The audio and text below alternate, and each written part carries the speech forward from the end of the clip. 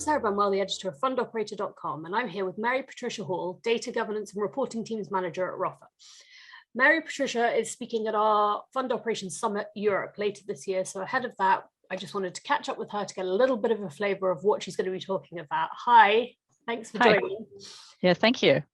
So my first question is, and this is quite a big one, so apologies for that. To what extent does the fund management industry have a skills shortage problem? And what are some of the greatest gaps in knowledge that you're seeing at the moment?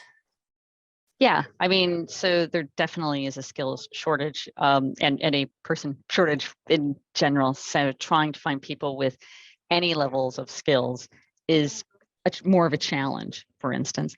I mean, there are specific kinds of things that would be that I'm starting to really look for instance, and that would be around, say, Python or SQL.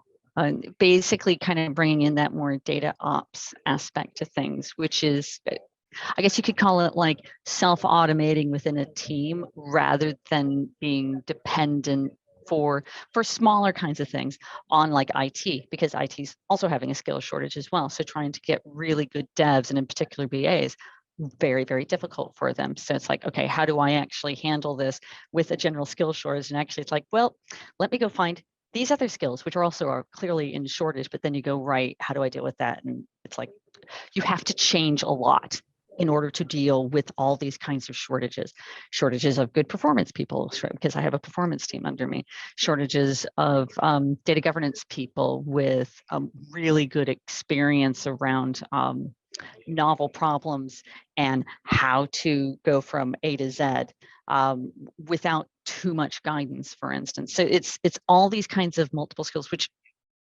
aren't always easy anyway in the best of times to find, but then it's become quite a challenge to find. And I'm not saying you have to have everything perfect within the person, but it's even like 50% of what you're looking for. And that just seems like a general thing. So I'm handling it by trying to do a bit of self-automation, which you can find those kinds of people sometimes a bit more. That makes sense. And what do you think is causing some of these skills gaps, knowledges, and what do you see as the biggest challenges when it comes to kind of overcoming them? Possibly an unpopular answer will be partly Brexit. We do not have the number of people here that we used to. So the pool is just smaller to start with. I think that people aren't necessarily in finance anyway, gravitating towards finance. They might be doing more like startups and other things. So if you want to bring in kind of the bright young thing, it can be difficult. They also cost a lot more as well. And I think getting that through, say, your HR, that, hey, if I want to get this kind of person, it's actually cost more. And that's before even the inflation started really biting. That was actually quite a big challenge. So I think having a smaller pool of people and then having, and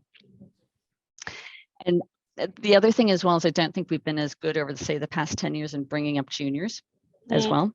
And some of that is the impact, and I kind of knew this would happen. It's the impact of offshoring some of the stuff that you're doing. So what used to happen prior to, say, 2007-ish or so, is that you'd bring in these kids and they would know nothing, and then you'd teach them how to do very basic things, and then they would progress over time.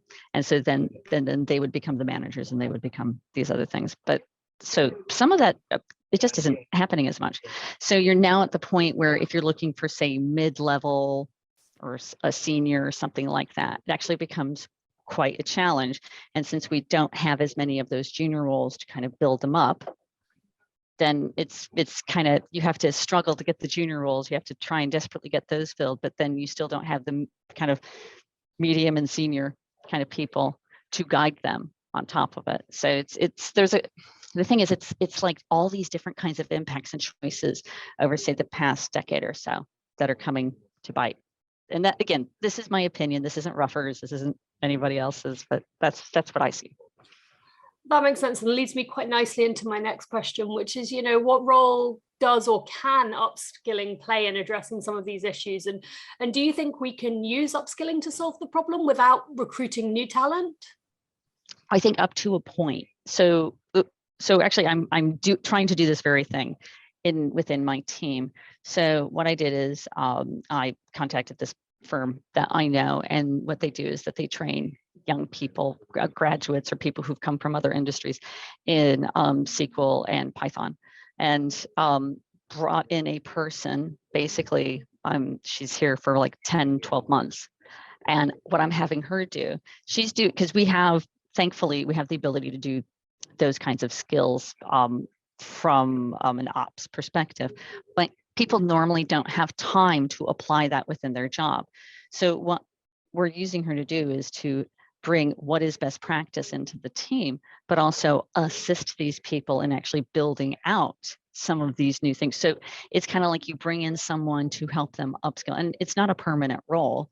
What it is, it's a way to kind of help the team kind of like level themselves up, because I think it's a difficult expectation. You consider that teams are actually quite tight everywhere I've ever been, teams are relatively tight, and it's getting tighter and tighter within what people have to do throughout the day. They don't have 5 hours to go like, let me dork around and figure out how this works, because that's kind of what you have to do if you're upskilling. How does this actually work? You're learning a new skill.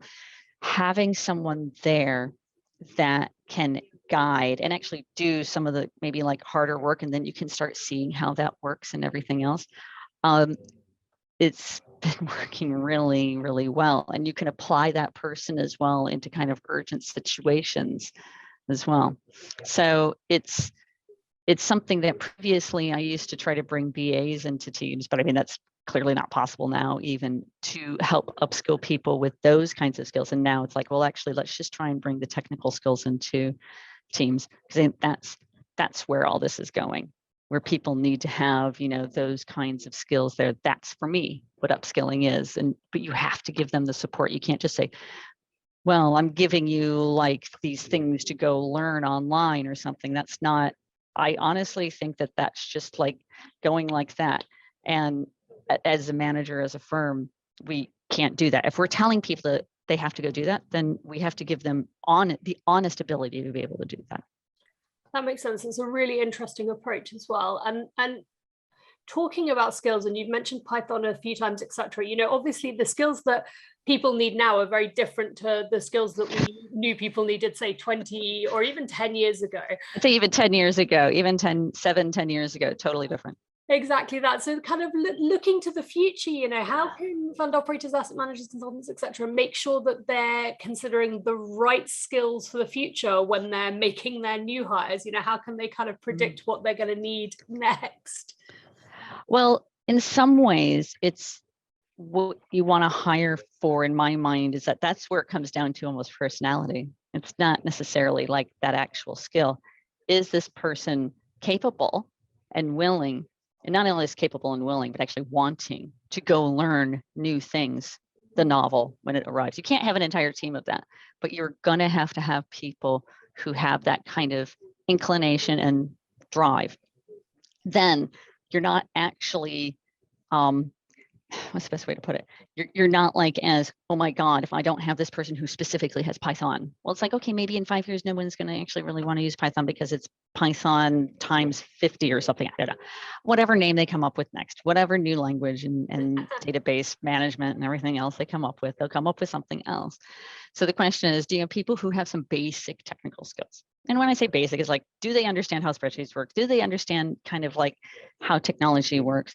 Are they interested in that kind of thing and how it impacts their role?